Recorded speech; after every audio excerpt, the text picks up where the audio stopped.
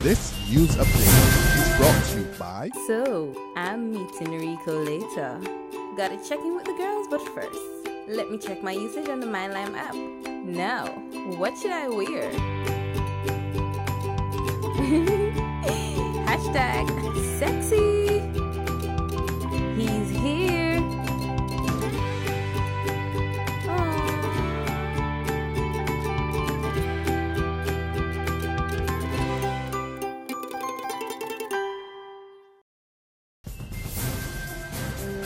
Welcome to the Barbados Today Afternoon Update for Monday, April 18th. So glad you can join us. I'm Fernella Wedderburn. Private waste haulers and movers were this morning meeting with Environment Minister Dr. Dennis Lowe. The group has been calling for another sit-down with the minister in recent days to further discuss the impact of the controversial $25 tipping fee. The talks come as the haulers' protest enters week 2 and following last night's call by Commerce Minister Donville Innes for more dialogue on the issue. Speaking at a branch meeting of his St. James constituency, the minister maintained that the situation must be addressed from all angles. So this issue of the tipping fee, I feel strongly will be settled in a matter of days. But the bigger issues still remain unresolved, which is bringing this country to the realization and acceptance of what the state can really provide and what it cannot provide. And for the state to say to Barbadians, this is what we can provide, this is not what we can provide, and here's how we think it should be financed. If not, we're going to find ourselves moving from one controversy to the next, moving from education to tipping fees to healthcare, and it goes on and on. Meantime, the Sanitation Services Authority's tendered notice for the purchase of 4 skip trucks and 20 skips over the weekend is not sitting well with opposition leader Mia Motley. Motley condemned the move following a Barbados Labour Party meeting at West Terrace Primary School last evening. First of all, this money would not have been budgeted for in the estimates of this year. The Sanitation Service Authority has received last year $9 million less than what it needed. It needs $35 million, it got $26 million. This year, the same thing again. So on a reduced budget, you are now also on top of that seeking to incur expenditure to buy equipment that is already in the private sector and owned by the private sector to crowd them out. No, this is the kind of intimidation and wrong behavior that I'm speaking about. And what is even more, when you start to investigate it, the lead time to be able to receive those kinds of trucks and that kind of skip truck and equipment is 6 to 9 months. So what are you going to do in the next 6 to 9 months, unless this is intended to tell the fellas, cease and settle, get back in line because we are prepared to buy with what money? If they had money, there would be no need for the tipping fee in the first place. And if they had money, there would be no need to bridge the $9 million gap that SSA is not receiving from the Ministry of Finance either in 2014 or in 2015. And these things are wrong. And the government needs to be able to account and to stop the minister from acting in this high-handed manner against the people who work in his department.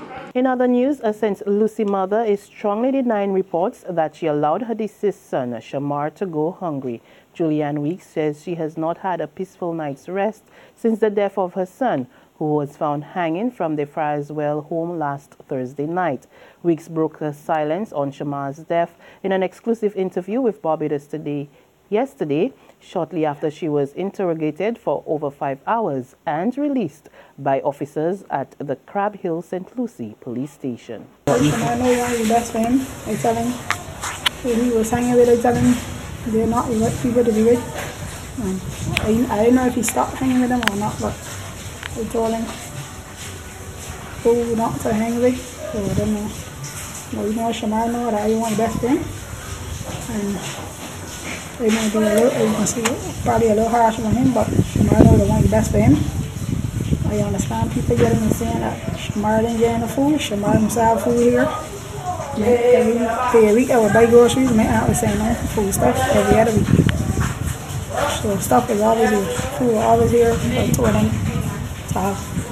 So I don't know who I can go saying that Shamar didn't have the food or Shamar always has something to use. I don't know what you say really.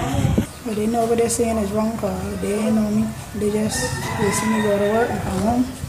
But they ain't know what kind of person I was. So they just talking all over their face, or they could talk and they will see what they write in the paper or whatever.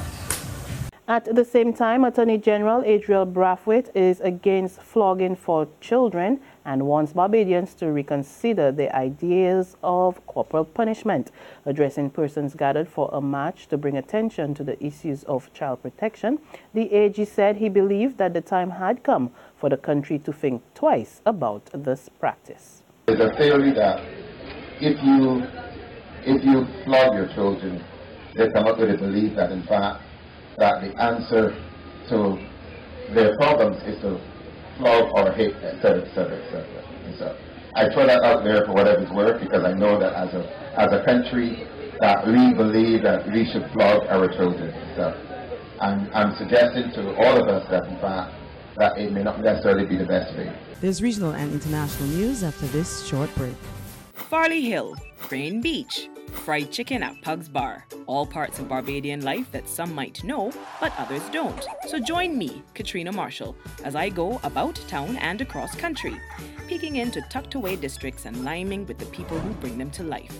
About town and across country, coming soon to Barbados Today, news you can trust.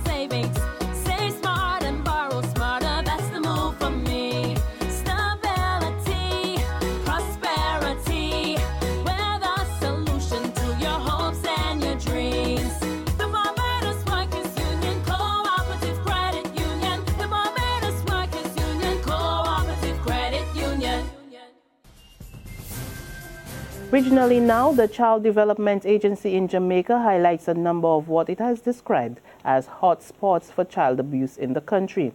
The parish of Westmoreland in Western Jamaica has the highest number of child abuse cases on the island, with 500 active cases according to the CDA.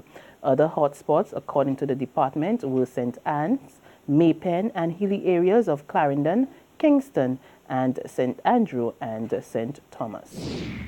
Further afield, at least 16 people are reportedly dead in a landslide in northwest Colombia. According to officials, heavy rains triggered the landslide, which also resulted in 30 people being injured. The number of dead is expected to rise as emergency teams head to the area. And on that note, we come to the end of our afternoon updates, but you can join us again this evening. Until then, log on to www.barbadostoday.bb, subscribe to our e-paper, email updates, or like us on Facebook. You can also catch us on Izumi Media and bus terminals or Screenplay at supermarkets and gas stations near you. We're also on Channel 101 on 9 TV and Mix 96.9 FM. There you can get all the latest news and sports. I'm Fernella Wedderburn. Good afternoon. This news update is brought to you by... So, I'm meeting Rico later. Gotta check in with the girls, but first, let me check my usage on the MyLime app. Now, what should I wear?